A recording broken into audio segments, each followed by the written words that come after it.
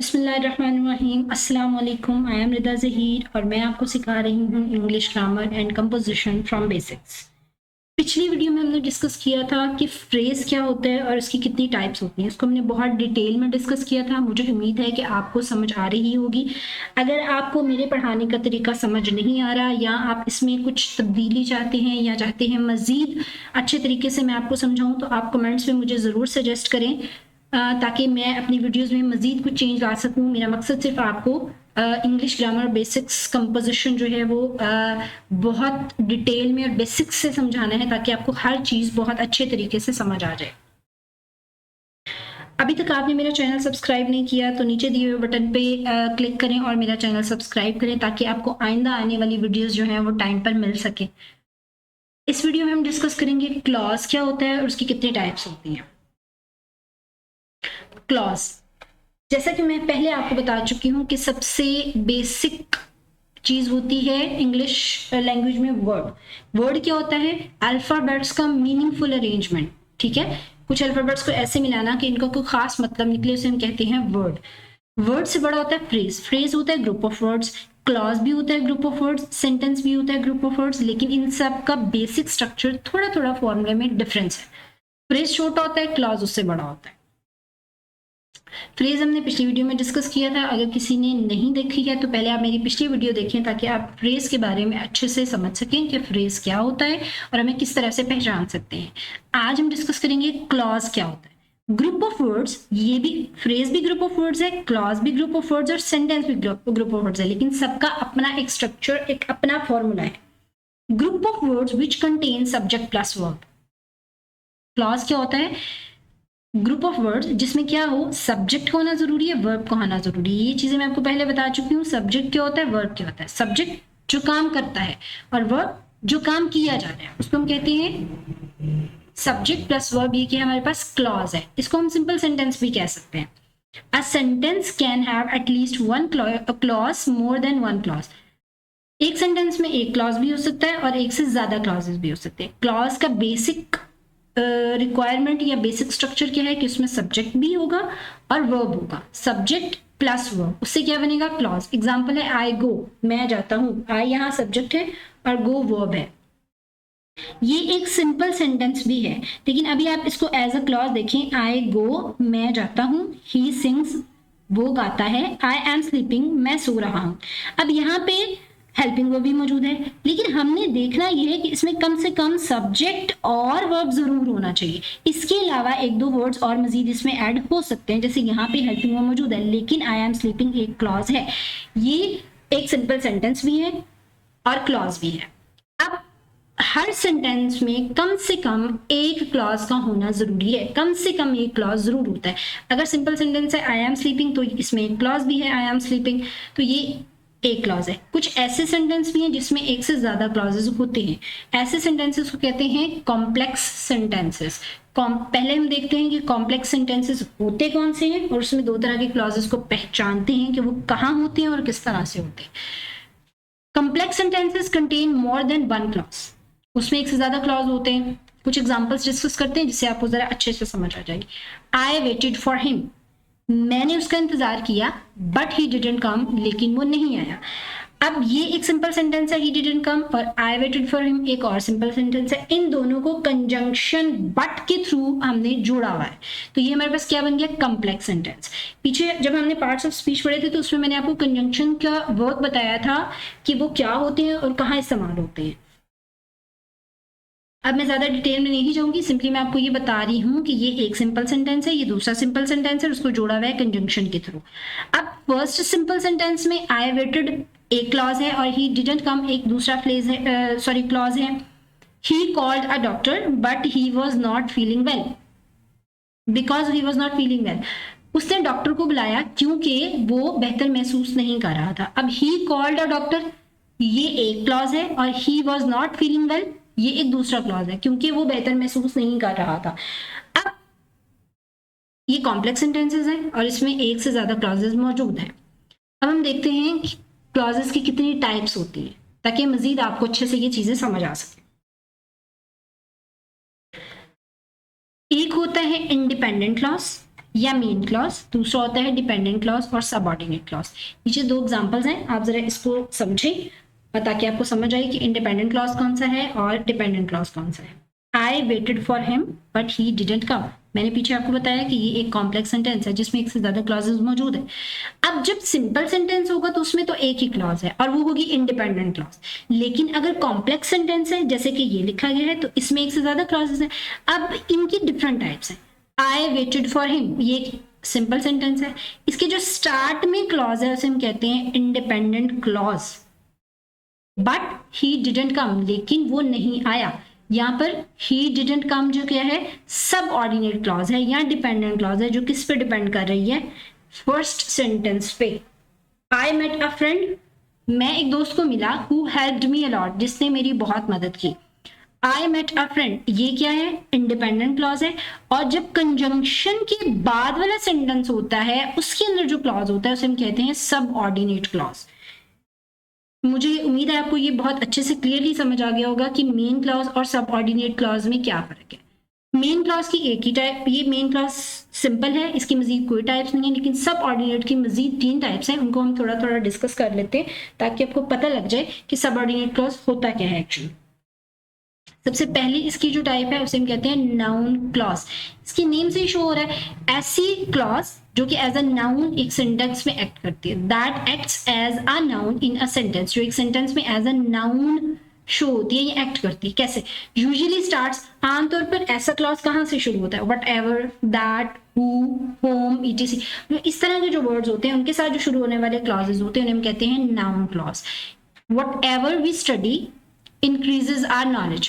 अच्छा, ये सब्जेक्ट की जगह भी आ सकता है और ऑब्जेक्ट की जगह भी आ सकता है नाउन क्लॉज जो है, क्योंकि नाउन एज अ सब्जेक्ट भी यूज होता है और एज एन ऑब्जेक्ट भी यूज होता है।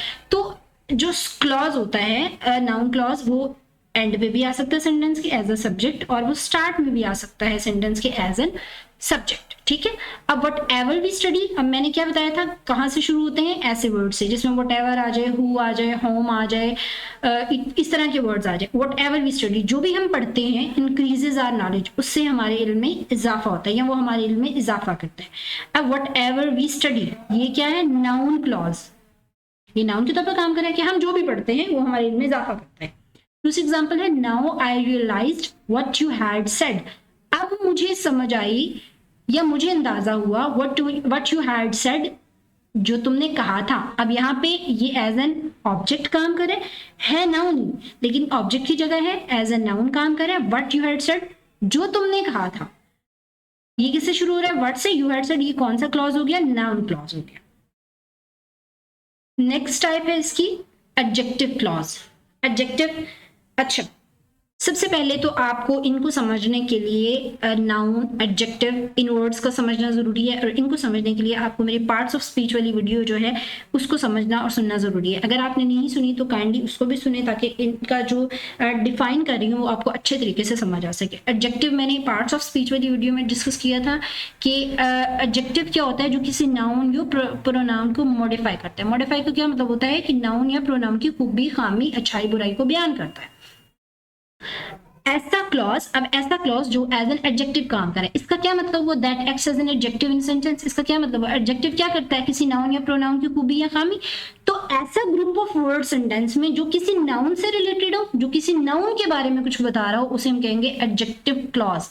एग्जांपल देखते हैं, आई सा अ चाइल्ड, मैंने एक बच्चे को देखा, हु वाज क्राइंग, जो रो रहा था। ठीक है, अब आई सा एक क्लॉज है, आई सा एक क्लॉज है, लेकिन ये कौन सा है, इंडिपेंडेंट, तो इसको तो हम यहाँ डिस्कस नहीं करेंगे क्योंकि इंडिपेंडेंट एक ही टाइप है। जो डिपेंडेंट है उसकी हम मजीद टाइप्स पढ़ रहे हैं। अब यहाँ पे हम देखेंगे ये आई सा अ चाइल्ड, आई सा अ चाइल्ड, ये किसके बारे में बात हो रही है, नाउन के बारे में। अ चाइल्ड एक नाउन है, हु वाज क्राइंग, अब ये किसके, कौन रो रहा था, ये बच्चा रो रहा था। बच्चा क्या है, नाउन। तो किसी भी नाउन के बारे में अगर कोई एक्स्ट्रा इंफॉर्मेशन हो उसको हम एडजेक्टिव कहते हैं। ठीक है, क्राइंग, कौन रो रहा था, हु वाज क्राइंग, रो रहा था, तो ये एज एन एडजेक्टिव काम कर रहा है। क्या मतलब है कि ये चाइल्ड के बारे में एक्स्ट्रा इंफॉर्मेशन दे रहा है, लेकिन ये क्या है, who was crying, group of words है, इसलिए हम इसे क्या कहेंगे, who as a subject, crying as a verb. Who was crying क्या बन जाएगा, एडजेक्टिव क्लॉज बन जाएगा। The car which I like, अब बात किसकी हो रही है, कार की बात हो रही है। कार क्या है, एक नाउन, उसके बारे में एक्स्ट्रा इन्फॉर्मेशन क्या है, विच आई लाइक, जो मुझे पसंद है।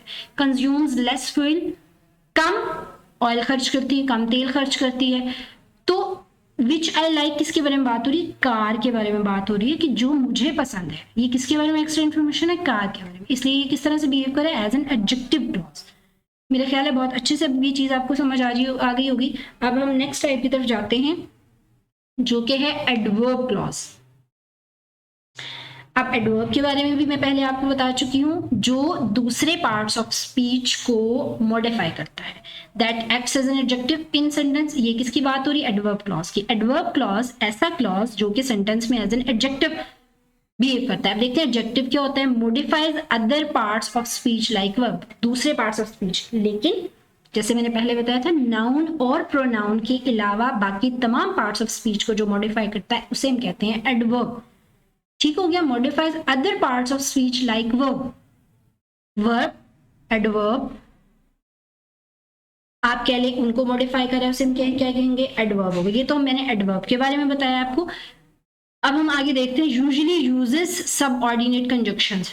अब अच्छा, इसमें कंजंक्शंस कौन सी यूज होती हैं। अब पहली बात तो मैंने ये बताई कि जो कॉम्प्लेक्स सेंटेंस होंगे उसी में डिपेंडेंट क्लॉज आएगा, क्योंकि अगर सिंपल सेंटेंस है तो उसमें एक ही क्लॉज होगा जो होगा इंडिपेंडेंट क्लॉज।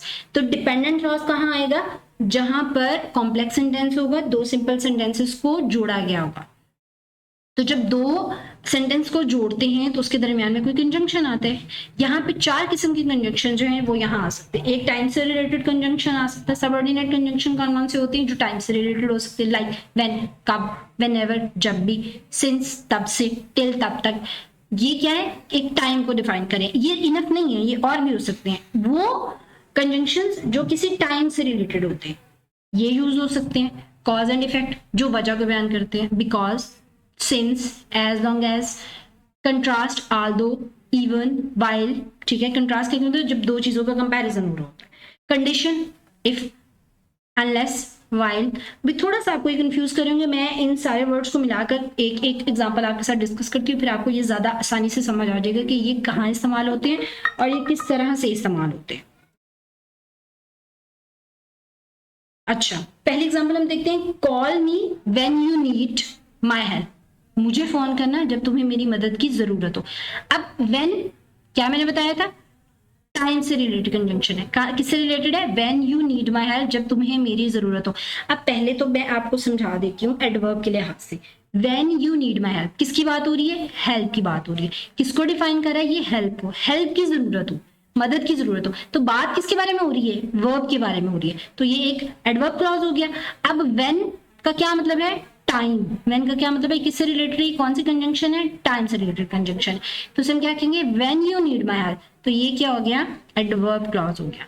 ये वर्ड्स हर क्लॉज में मौजूद होंगी जो कंजंक्शन को शो करेंगे, और ये चीज किस चीज को शो करेगी, वर्ब को या और अदर पार्ट्स ऑफ स्पीच को शो के बारे में बात होगी। तो उसको हम क्या कहते हैं, एडवर्ब। तो ये कौन सा क्लॉज हो गया, एडवर्ब क्लॉज हो गया।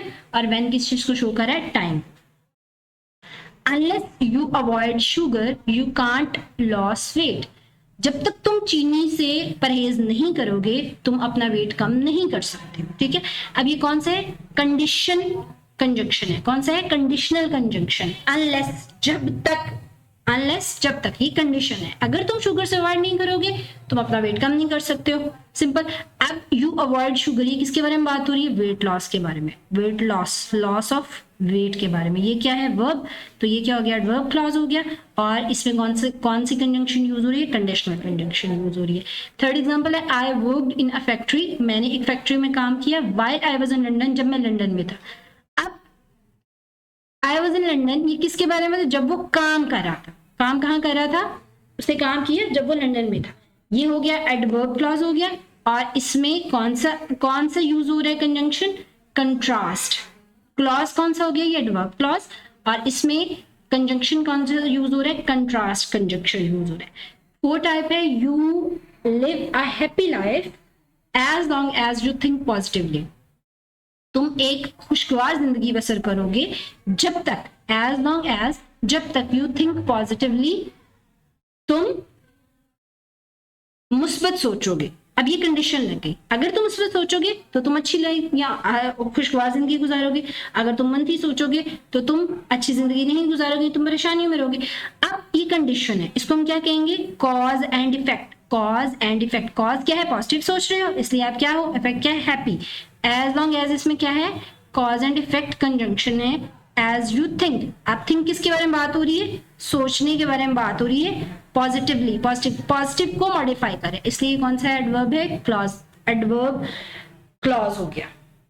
मुझे उम्मीद है आपको ये समझ में आया होगा, और अगर आपको इसमें से कोई चीज समझ ना आए तो आप कमेंट बॉक्स में मुझसे पूछ सकते हैं, और अगर आपको मेरी वीडियो पसंद आए तो प्लीज़ उसको लाइक और शेयर ज़रूर कीजिए। आज तक के लिए इतना ही। नेक्स्ट वीडियो में एक नए टॉपिक के साथ मैं आपको मज़ीद इंग्लिश को बेहतर तरीके से सिखाने की कोशिश करूँगी।